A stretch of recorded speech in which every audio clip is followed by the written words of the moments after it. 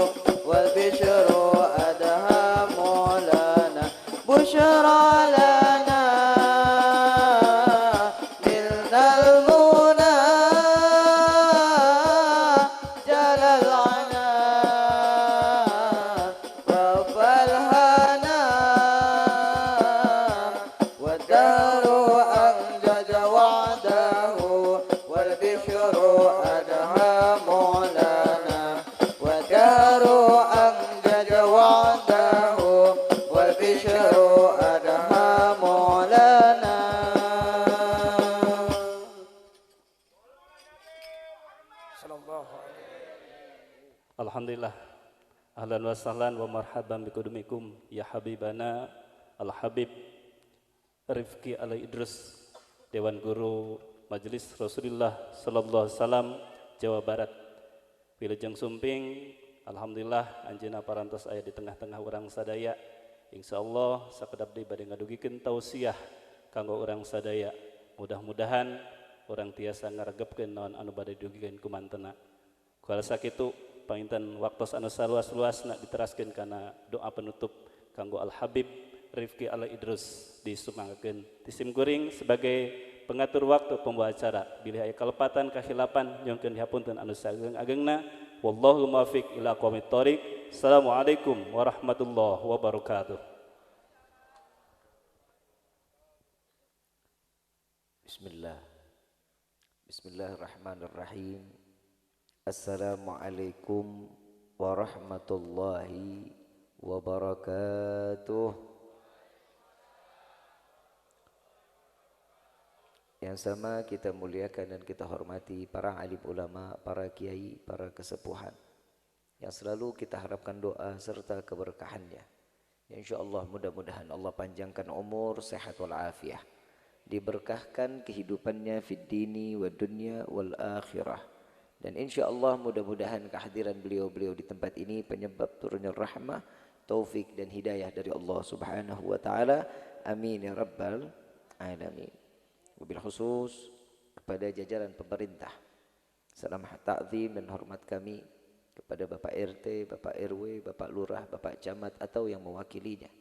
Insyaallah mudah-mudahan Allah panjangkan umur, sehat wal afiah, diberkahkan kehidupannya fid dini wad dunya wal akhirah, dan insyaallah mudah-mudahan jabatannya di dunia ini penambah nilai ibadah di sisi Allah. Amin ya rabbal alamin. Salam ta'zim kami pula sampaikan kepada keluarga besar Bapak Haji Karsum dan Ibu Hajah Mama Halimanah Ya insyaallah mudah-mudahan Allah berikan keberkahan dunia wal akhirah. Dengan niat baik beliau mengikat tali persaudaraan dalam ikatan pernikahan putra-putrinya, yang mudah-mudahan mendapatkan keridhaan dan pandangan rahmah dari Allah Subhanahu wa taala. Amin ya rabbal nabil khusus kepada yang berbahagia Saudara Dodo Arido Zainal Irfan SE dan juga Saudari Ami Amalia. Ya insyaallah mudah-mudahan Allah jadikan keluarga yang sakinah, mawaddah, warahmah. Diberikan keturunan yang saleh salehah dan insyaallah mudah-mudahan cepat diberikan rezeki yang banyak, yang berkah, yang halal. Amin ya rabbal. Dan jodohnya dipanjangkan sampai ke dalam syurganya Allah.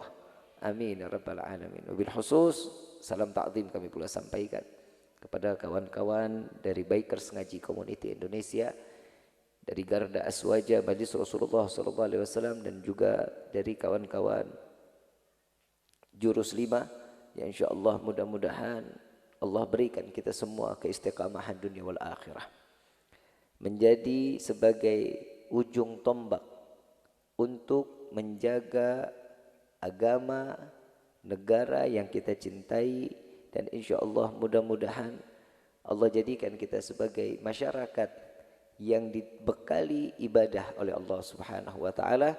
Amin ya rabbal hadirin wal hadirat rahimakumullah. Hamdan li rabbin hasana bi Muhammadin wa anqadhana min dhulmati jahli wad dayajiri ila nuril islamin wa ilmin wa hikmatin wa imanin wa yumnin wa khairil awamiri. Alhamdulillah, alhamdulillah ala ni'matil islam wal iman wa kafa bihamin ni'mah. Alhamdulillahilladzi hadana bi abdihil mukhtari man da'ana ilaih bil idni wa qad nadana labbaika ya man dallana wa hadana labbaik ya Rasulullah labbaik ya Nurullah labbaik ya Habiballah. Asyhadu an la ilaha illallah wahdahu la syarika lah wa asyhadu anna sayyidana Muhammadan abduhu wa rasuluh la nabiyya ba'dah. Allahumma fasalli wa sallim wa karrim wa azim ala sayyidina wa habibina wa syafi'ina wa qurrata a'yunina wa nuril qulubina wa maulana Muhammadin sallallahu alaihi wasallam wa ala alihi wa ashabihi wa azwajihi wa dhurriyyatihi wa ahli baiti ila yaumiddin. Ibadallah, usikum wa nafsi bittaqwallah faqad fazal muttaqun. Qala Allah Ta'ala fil Qur'anil Karim, a'udzu billahi minasyaitonir rajim. Bismillahirrahmanirrahim. Ya ayyuhalladzina amanu ittaqullaha haqqa tuqatih wa la tamutunna illa wa antum muslimun. Wa qala an-nabiy sallallahu alaihi wasallam, an-nikahu sunnati faman raghiba an sunnati falaysa minni. Subhanaka la ilma lana illa ma 'allamtana innaka antal alimul hakim. Rabbi shrah li sadri wa yassir li amri wahlul 'uqdatan min lisani yafqahu qawli. Rabbi zidna ilma warzuqna fahma. Walhamdulillahi rabbil alamin. Pertama-tama limpahan puji serta syukur kita panjatkan kehadirat Allah Subhanahu wa taala atas jutaan nikmat yang Allah berikan, bahkan miliaran.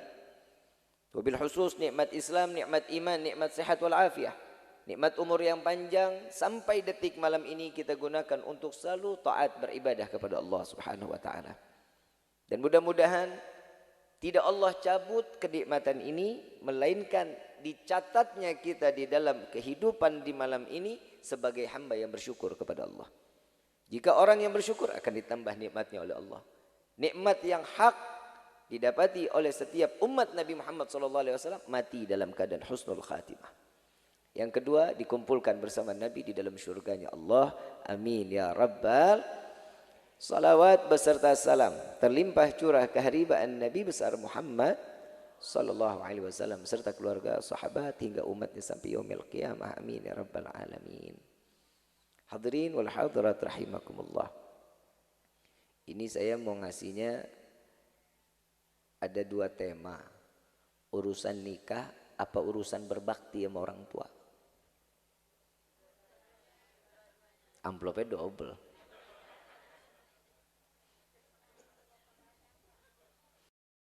Kalau bahas nikah kan semua udah banyak yang tahu.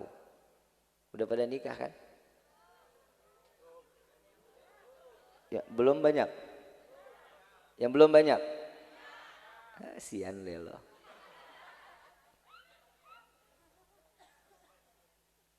Yang belum menikah mudah-mudahan cepat dapat jodohnya. Yang laki banyak duitnya. Ya iyalah, mau kawin gak punya duit ngapain kawin? Emang kawin pakai duit? Pakailah. Emang mahar pakai apa? Pakai cinta. Beli beras pakai apa? Beli minyak? Beli bedak? Duit mulu loh.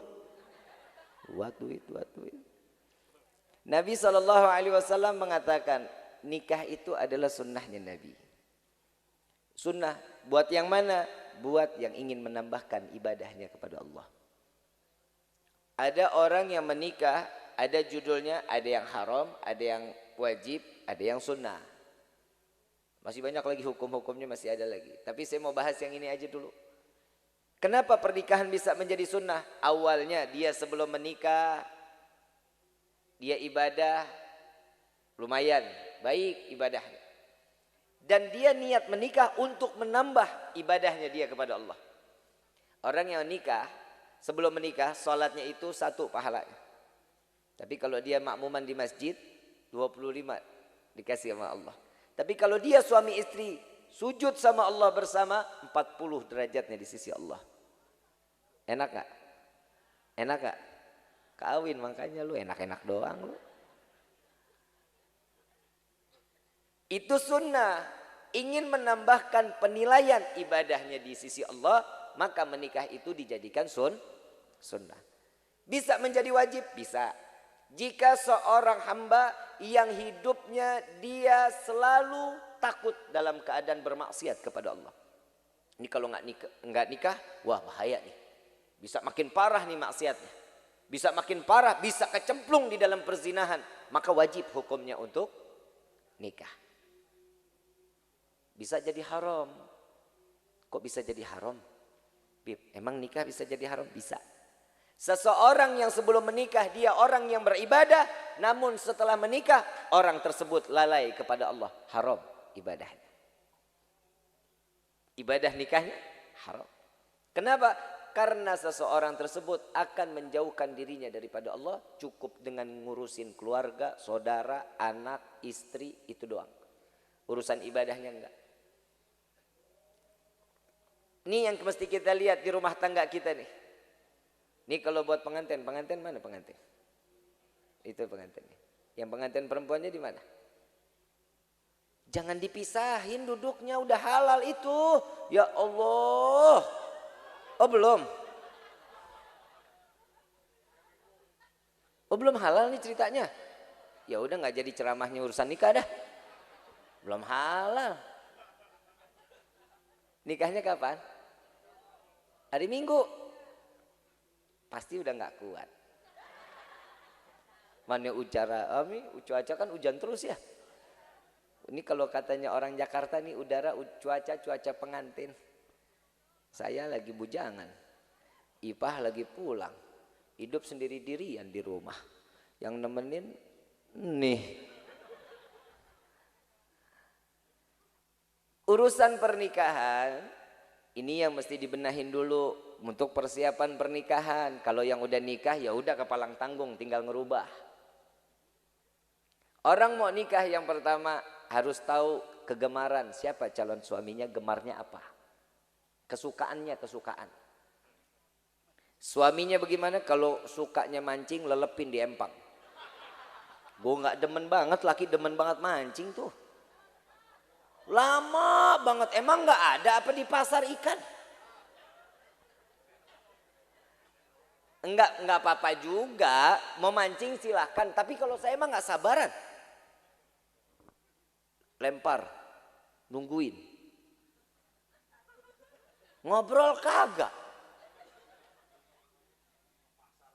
Nah tuh pinter. Saya pernah diajak sama Habib Gures kayak begitu. Ki, kita mancing di laut yuk. Bib, maaf. Mancing di laut, iya. Muara Angke deket. Habib mau apaan aja, ikan ada. Oh ada ya, yaudah kita ke Muara Angke aja. Nggak jadi mancing noh. Mau kerapu bagus-bagus, mau ngapain, nungguin aja. Blow on. Bener-bener kalau saya bilang mah buang-buang umur. Coba daripada nungguin ikan makan tuh kail. Bukan makanan-makanannya, makanan kail. Kailnya dimakan. Nungguin lama. Coba kalau baca Quran udah berapa juz? Ayo, kalau sholat sunnah udah berapa rakaat? Diem. Mana sendirian, sian banget ya Allah. Tuh kalau ketemu yang begitu, kayak saya ngeliat sendirian tuh, kadang saya suka ngejorokin orang pak. Dia lagi duduk tuh, kecuali kenal, kalau nggak kenal saya nggak berani. Saya kalau dari jalan tuh ngeliat, oh nih jamaah MR nih. Saya ngeliat dia dari samping, dia lagi mancing aja. Gue tendang aja dari belakang, nyemplung dianya tuh. Kalian kan pada buyar. Anak bilang mau ngapain, ayo ikut sini. Ayo makan sini, gurame udah mateng dong.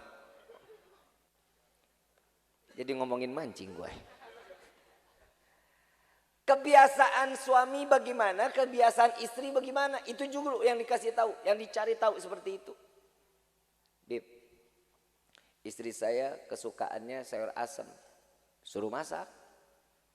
Saya tapi nggak suka, bikin 2 macam. Istri suka sayur asem, suami suka tempe orek. Nyocok nggak? Ketemu nggak? Ketemu aja lu mah, enggak aja lu. Bapak saya mau tanya, bapak ketemu sayur asem sama tempe orek dicampur, enak nggak? Yang makan penting kan makannya di depan pujaan hati. Ibu mah nggak ada sedep-sedepnya loh. Cari kesukaannya. Yang kedua kebiasaan suami, tapi ini lebih banyak di istri. Maaf ibu, maaf. Saya cuma mau ngasih tahu karena di neraka banyaknya. Itu dia. Yang istri mesti tahu nih kebiasaan suami. Suami bangun jam berapa, tidurnya dia jam berapa, biasanya mandi sabunnya apa, odolnya apa, samponya apa, sunlight atau rinso. Biar keset rambutnya. Cari tahu. Kenapa? Ini adalah mencari keridhaan Allah. Ibu, istri cari tahu bagaimana kesukaan suami. Itu mendapat pandangan keridhaan Allah. Kenapa? Ingin memberikan sesuatu yang terbaik. Ibu waktu dinikahin istri. Saya mau ngasih tahu juga di pengantin. Yang perempuan. Laki minta apa aja sama perempuan. Minta seenaknya. Jangan takut. Mau tengah malam, mau jam 4, mau jam 5. Bangunin. Bikinin saya Indomie silahkan. Wajib. Istri nggak boleh nolak. Bib anak banyak bodoh amat. Kewajiban istri ya wajib. Wajib. Saya kadang suka gangguin Ipah tengah malam. Saya kalau pulang tuh, saya kalau pulang ke rumah tuh kadang 1:30 tuh Ipah udah ngantuk tuh, udah tiduran tuh di depan ruang tamu, udah tiduran aja. Matanya udah bengul.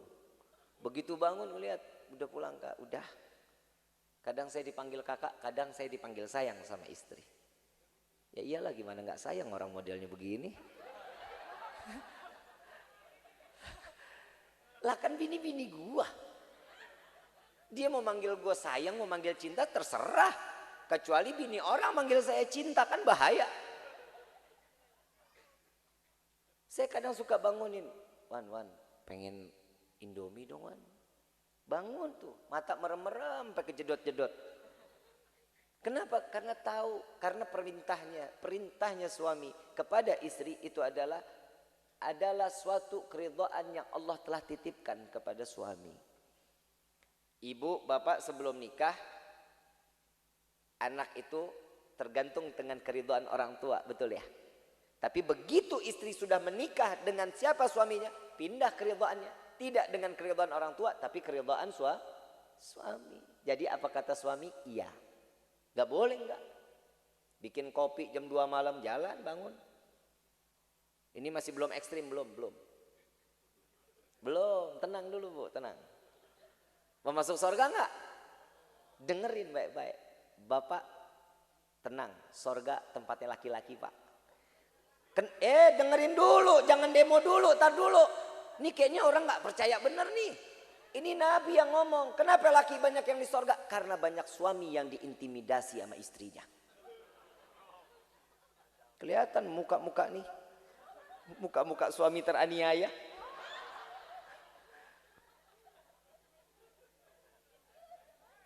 Lu saya ngomong apa adanya, bener-bener ini Nabi Isra wal Mi'raj saat diliatin sorga, diliatin neraka. Cerita sama Siti Fatimah. Ya Fatimah, aku melihat di dalam neraka itu adanya banyaknya wanita. Nangis Siti Fatimah. Kemungkinan adakah diriku akan dimasukkan ke dalam neraka? Jaga suamimu. Itu amanat Nabi. Jaga suamimu.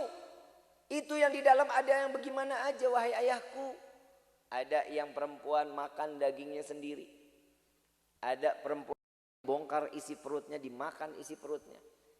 Ada yang rambutnya digantung dengan rantai yang begitu sangat amat besar. Ada yang mulutnya dimasukin batang kayu tapi jeruji. Dimasukin, dia bilang lapar, lapar, dimasukin tuh kayunya. Sampai ke dalam perut, diangkat lagi, ucus, jantung, paru ikut. Ada lagi yang ditembuskin tombak dari mulai mulut sampai kemaluannya. Ada. Ini atas semua peristiwa yang diberikan, yang diceritakan oleh Nabi. Peristiwa seorang istri yang durhaka kepada suaminya. Demi Allah, bukan karena suami yang durhaka. Nggak ada istilah suami durhaka sama istri, nggak ada. Kita ngomong apa adanya. Terserah mau ngundang lagi syukur nggak, ya udah. Saya ngomong apa adanya. Saya kan cuma nyampein yang ada di kitab, Ibu. Mau dengerin nggak? Nggak panas emang kuping lu? Tapi ada orang Cimaranten doang diceritain neraka ketawa. Ibu-ibunya biasa emang megang api. Luar biasa. Yang namanya neraka tuh. Kapan itu perempuan yang bisa makan dagingnya sendiri? Apa kata Nabi? Mereka seorang wanita yang membiarkan auratnya dipandang dengan yang bukan mahramnya. Dia kalau dandan tuh sengaja tuh nenek-nenek pakai legging.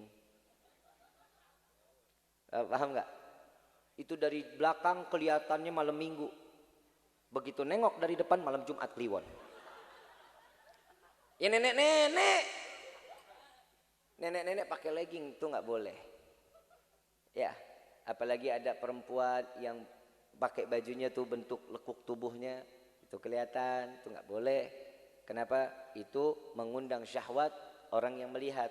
Yang memberikan pandangan, lu salah Bib. Nah dia aja yang ngeliatin saya. Nah lu pakainya begitu. Jangan disalahin punya mata. Namanya laki-laki, matanya itu syahwatnya ada di mata. Perempuan syahwatnya di telinga. Kalau laki-laki dijejelin perempuan semok. Ya Allah istiqomah pandangannya. Nah bener-bener emang laki kan, jangan dibilang kalau laki itu mata keranjang. Mata laki-laki itu suka belanja. Bukan pakai keranjang, karung. Kalau nengok nih perempuan demplon dikit nih. Subhanallah, subhanallah, subhanallah, subhanallah. Begitu nggak kelihatan, astagfirullahaladzim. Tapi sambil dikejar. Kenapa? Ini yang merusak amal ibadah seseorang. Ini yang dikhawatirkan sama Nabi. Kenapa perempuan itu nggak boleh pakai baju yang ketat? Kenapa? Yang namanya perempuan betisnya itu iblis isinya. Betis perempuan itu iblis, ibu. Bu, iblis. Ibu, iblis. Betisnya. Kalau ibu sekarang pakai kerudung, ntar begitu nyapu lepas kerudungannya. Gak boleh begitu. Emang nih daun gak jadi saksi ntar di yaumil kiamah. Jadi saksi. Ibu saya suka bingung sama orang Kuningan. Bukan orang Cimaranten, Kuningan. Jakarta juga ada yang begitu. Pakai tangan segini, pakai celana segini, keluar, naik motor, mana ke pasar, pakai jilbab, kan blow on. Ngapain pakai jilbab, sininya ngablak, sininya ngablak. Itu dia malas nyisir ternyata. Ini yang jangan bahaya. Ini saya belum nih, masih gigi 1 nih. Belum masuk gigi 2 belum. Ini gigi 5 bisa jam 4 nih. Kuat nggak? Sanggup nggak? Ih, gue mah enggak. Dicopot lidah saya lu. Yang namanya seorang istri sama suami ikut sertakan apa yang dia inginkan. Ada juga perempuan yang lapar tuh tadi tuh, tahu? Yang bilang lapar dimasukin kayu yang berjeruji. Apa kata Nabi SAW? Mereka yang tidak pernah bisa menjaga harta suaminya. Dikasih duit habis, alasannya arisan lah, inilah, itulah, bagi-bagi. Gak boleh. Ibu dikasih duit sama suami, izin, mau ngasih orang tuanya aja harus izin. Saya boleh nggak ngasih orang tua saya? Nggak mungkin orang tua suami bilang nggak boleh, jangan, nggak ada, pasti bakal dikasih. Alangkah baiknya kalau dibicarakan, kalau suami itu masih punya rezeki, kalau itu sendiri udah tinggal segitu-gitunya bagaimana? Diceritakan dulu, ngobrol, ya, bisa begitu bisa, insya Allah. Yang kedua, jika seorang istri ingin melanjutkan suatu pernikahan, setelah tadi itu, setelah tahu apa kemauannya, yang perempuan tutup aib dirinya. Bisa nggak? Bisa nggak? Bu, tahu nggak tutup aib diri seperti apa? Ngupil di depan suami nggak boleh. Aib. Ngupil. Ini saya ngomong bener-bener. Itu aib loh. Sekarang istri sekarang subhanallah Pak, luar biasa. Jangankan ngupil, kentut seenak-enaknya. Bener-bener mana bunyinya berobot. Dol kali itu pantat ya. Gak boleh. Aib.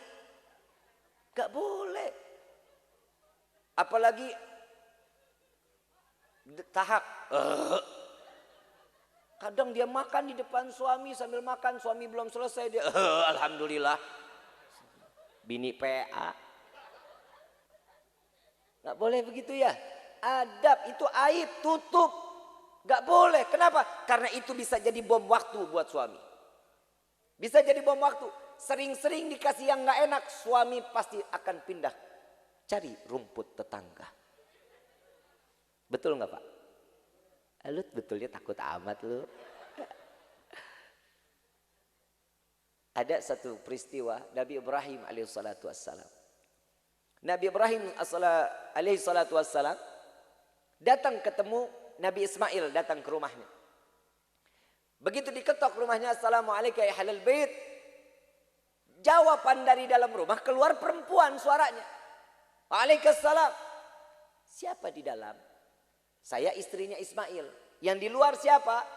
Gak dibukain pintu. Padahal Nabi Ibrahim ini mertuanya. Gak dibukain pintu. Ditanya. Ismail ada? Ismail gak ada. Bagaimana sikap Ismail kepadamu? Kata Nabi Ibrahim. Tahu jawaban istrinya. Ismail mah payah. Ngasih rezeki enggak. Ngasih harta enggak. Ibadah mulu. Enggak pernah mau ngurusin nyenengin istri. Oh ya, sampaikan wasiatku kepada Ismail. Suruh ganti kusen pintu depan. Masuk di akal enggak wasiatnya? Apa hubungannya? Nabi Ismail pulang setelah Nabi Ibrahim pergi. Begitu Nabi Ismail sampai, ditanyalah istrinya. Wahai istriku, ada tamu kah? Ada. Siapa? Ibrahim. Langsung nyamperin. Ada kabar apa? Dia menanya keadaanmu. Katanya. Dia nanya keadaanku. Oh ya. Lalu apa? Ada wasiatnya? Ada. Apa wasiatnya? Suruh ganti kusen pintu depan. Itu begitu dengar Nabi Ismail, langsung ditalak istrinya. Ahli Arab kalau disuruh ceraiin istri, bilang ganti kusen pintu depan. Jadi ibu jangan banyak tingkah. Bapak saya kasih senjata. Ibu ngomel mulu, istri galak bilang, gue ganti kusen pintu depan nih.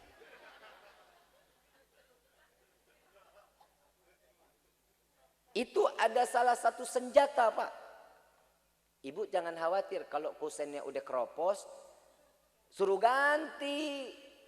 Ngelihat nih kusen udah keropos. Suami nanya, nih kusen pintu depan mau diganti gak? Oh jangan. Diganti udah keropos. ganti. Itu peribahasa. Sampai akhirnya Nabi Ismail mentalak istrinya. Dengar apa kata orang tua. Jadi seorang istri paling tidak baik membongkar aib rumah tangganya. Sekarang kita bagaimana tuh? Yang istri mah sekarang kalem, ngobrol sama tetangga, nggak pernah ngomongin suami. Tapi yang suami sekarang banyak yang ngomongin kejelekan istri. Ini yang bahaya. Hati-hati, hati-hati. Suami sama istri satu sama lainnya ada kekurangan, ada kelebihan. Di mana ada kekurangan di istri, suami punya kelebihan, tutupin kekurangan suami istri. Istri punya kelebihan, tutup kekurangan suami. Ini cara yang paling efisien kalau mau jadi keluarga yang sakinah, mawaddah, warahmah. Setelah itu apa? Banyakin ibadah bersama keluarga. Sediain bapak, sholat di masjid boleh. Tapi sediain 1 atau 2 waktu, sholat berjamaah sama istri, sama anak. Tapi kalau enggak pernah sholat sama sekali, sholat di masjid kagak, sholat sama keluarga kagak, atau Imam Syafi'i apa? Suruh ganti pakaiannya dengan pakaian perempuan. Laki-laki yang gak mau jadi imam, yang gak mau sholat di masjid, gak mau jadi imam di dalam rumah tangga, suruh ganti pakaiannya pakaian perempuan. Pakai rok. Gak kebayang. Pak Lurah gak jadi imam. Ke kantor pakai rok. Kan bahaya. Jadi setiap laki-laki wajib nunjukin. Alhamdulillah kemarin kita ketemu PSBB ya. Ketemu PSBB. Ramadan alhamdulillah. Kenapa? Laki-laki harus jadi imam di dalam rumah tangga. Betul ya? Tarawih 23 rakaat. Istri bangga alhamdulillah. Akhirnya saya jadi makmum suami saya. Tinggal bapak pikiran dari pagi sampai ketemu malam. Aduh suratnya apaan ini yang saya baca. Lir ain lir. Yang dia hafal cuma 4 surat. Kulhu, kul a'udzu birabbil falaq, kul a'udzu birabbin nas, inna a'tainakal kausar. Selebihnya hanya Allah yang tahu. Begitu dijadikan imam. Nih sekarang contoh, anak kan setiap orang tua anaknya di madrasahin, betul ya? Buat ngapa? Buat apa? Biar pintar ngaji. Salah, biar jadi anak yang soleh. Niatnya aja udah salah. Ini anak pintar ngaji tapi nggak dijalanin. Minta sama Allah biar jadi anak yang soleh. Rabbi habli minas salihin. Itu doanya yang diajarkan oleh Nabi.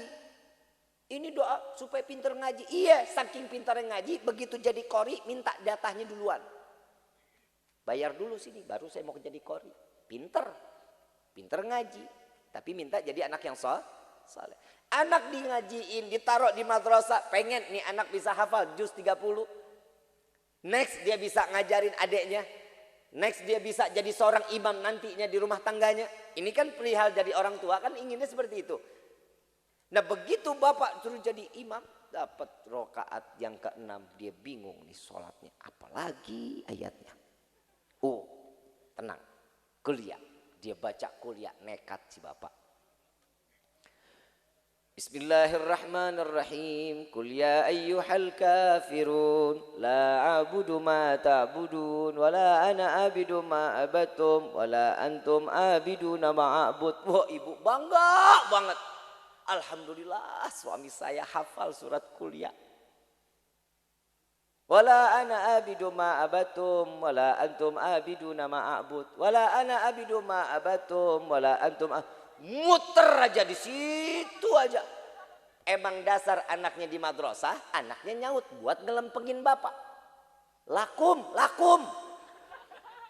Bapak pede, lakum walad dhalin. Balik lagi ke Al-Fatihah.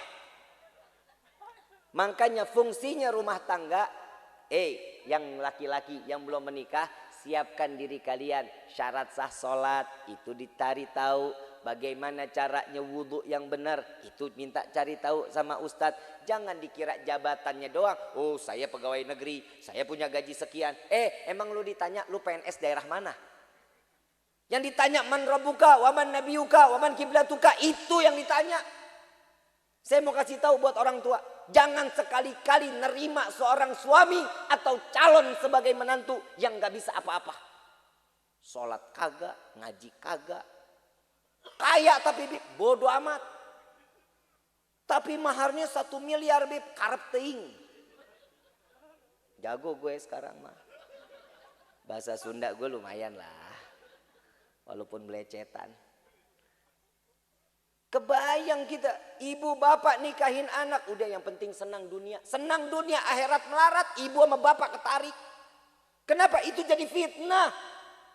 Ibu bapak, saya mau ngasih tahu, anak itu fitnah dunia, fitnah akhirat. Bukan berarti anak kita sayang-sayang, betul-betul kita sayang. Sedangkan yang kita sayang salah, yang caranya kita sayang, nih salahnya kita. Ingat gak dulu orang tua kita dulu tuh? Ya Allah sayangnya sama kita luar biasa. Tapi ngedidik. Saya dulu. Saya umur 7 tahun. Sampai sekarang ini saya gak bakal lupa itu. 7 tahun. Saya main bola pulang 5:30. Itu mama sudah di depan pintu. Megang sapu. Sapu lidi. Tapi bukan yang kecil. Bukan. Yang pongkolnya tuh. Pegangin. Begitu kita pulang, nyampe, kita samperin. Kalau anak sekarang kabur gak? Kabur. Begitu diambil, digebugin sampai biru. Kaki, paha biru. Ternyata jadi obat. Kenapa? Yang digebuk syaitan. Bukan anaknya. Gak ada orang tua gak sayang sama anak. Saking sayangnya orang tua sama anak. Selamatin tuh caranya untuk bisa dia masuk surga. Sama anaknya dimasukin ke dalam surga. Ini yang gak ada sekarang. Sekarang subuh saya mau minta maaf lagi. Saya mau minta maaf lagi sama orang tua zaman sekarang. Ibu bapak saya pengen kasih tahu. Kalau rumah ibu bapak kebakaran. Nauzubillah min dzalik. Insya Allah jangan sampai. Anak lagi tidur di dalam kamar. Diselamatin apa enggak? Diselamatin apa enggak? Gak ada orang tua. Biarin aja Bib, stok anak saya masih banyak. Gak ada. Pasti bakal diselamatin. Mau kepanasan, mau ketiban bara. Pasti diselamatin. Kenapa? Yang penting anaknya gak mati kebakar. Sekarang banyak di akhir zaman orang tua yang membiarkan anaknya dijerumuskan ke dalam neraka jahanam. Salat subuhnya gak pernah dibangunin. Jangan tenang-tenang ibu bapak. Jangan. Ini bahaya. Anak kita udah balik. Udah waktunya dia ibadah. Tapi begitu salat subuh. Diemin aja. Dosa besar. Hati-hati. Anak sekarang kalau dibangunin galak gak? Galak gak? Guyur. Orang tua sekarang takut banget sama anak. Saya bingung bener. Orang tua sekarang takut sama anak. Dipelototin aja. Iya nih. Begitu. Itu bukannya sayang. Ulahnya siapa sih? Itu anak bisa kurang ajar sama orang tua. Karena orang tuanya bukan karena pergaulannya. Gak ada. Salahnya siapa? Ibu sama bapak. Mau makan dikasihnya YouTube. Ayo jujur dah, bener gak? Biar apa? Biar anteng Bib, gak main kemana-mana. PA. Anak kecil kalau diajak makan pasti muter-muter. Ibu bapak ingat gak dulu? Tanya siapa tetangga kita kayak om kita, orang tua kita yang masih ada, tanya. Saya dulu waktu mau kasih makan sore apa siang, saya ngapain? Ada yang lagi main pasir. Ada yang lagi dikasih sepeda muter-muter. Orang tua kita sampai gila ngasih makan kita loh.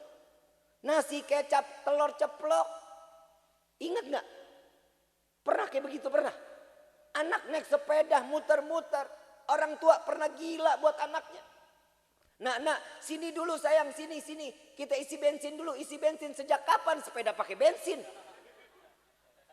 Gila gak orang tua tuh? Untuk siapa? Untuk anak. Udah begitu nyampe, iya buka goanya. Ngeng, pesawatnya masuk ke dalam goa. Sejak kapan pesawat modelnya kayak sendok? Gila loh orang tua kita loh, buat kita loh. Demi Allah, untuk apa? Nyenengin. Itu cara yang paling efisien. Kenapa? Itu pasti akan tertempel sama anak. Ternyata orang tua saya itu sayang sekali sama saya. Yang sekarang dikasih YouTube, diem, cicing. Ambil nasi, mangap, nasi. Ya anak kecil mulut disamperin apanya juga mangap, sendal juga masuk. Coba nasi habis, YouTube-nya berhenti nggak? Nggak bakal berhenti, diambil marah nggak? Salah siapa? Orang tua. Nah kalau bapak lagi mau makan dikejar-kejar sama ibu kan bapaknya PA. Nggak ada bapak semen sepeda dulu ya, nggak ada. Ngeng, nggak ada. Anak kita doang yang begitu. Ayo sadar dong. Sadar, kita mau sampai kapan kita kayak gini sama orang tua kita. Yang hadir di sini belum tentu semuanya belum tentu semuanya orang tua kita, tapi yang hadir semuanya sini ini kita anak bagi pada orang tua kita. Sampai kita pernah bikin gila yang lebih parah loh, gilanya parah orang tua kita loh. Waktu kita lagi dimandiin, sebelum dimandiin kita dipipisin, Bu. Pak, Ibu, Bapak yang paling sering dikencingin Ibu apa Bapak? Bapak lu ngapain lah Pak? Semuanya serba Ibu. Coba Ibu, Bapak waktu dipipisin sama anak, pernah ngomelin anak? Ini anak masih bayi, dia pipis nih, kena nih. Apa bicaranya? Alhamdulillah mau dapat rezeki, betul? Orang dikencingin mau dapat rezeki, masih ngucapin alhamdulillah. Orang tua kita luar biasa loh. Dikasih buang air besar, yang dilihat, nggak pucat, alhamdulillah. Nggak sakit anak kita, sehat. Dicebokin nggak? Nggak ada. Orang tua begitu dikencingin, begitu diberakin, terus diambil dibanting. Anak kurang ajar, nggak ada. Nggak ada yang begitu. Ditimang nih anak, dicebokin, habis itu dimandiin. Begitu dimandiin ditaruh di bak, betul? Ya kan nggak mungkin ini anak ambil gayung sendiri, anak ajaib. Ditaruh di bak mandi, betul nggak? Dilemparin bebek-bebekan, betul? Ini anak main nggak? Main lu, ciplak-ciplakan lu. Ngeliatnya senang. Senang kita mandi ini pakai nyanyian nggak? Pakai nyanyian. Bebek mandi di pakai sabun. PA nggak? Sejak kapan ibu bapak bebek mandi pakai sabun?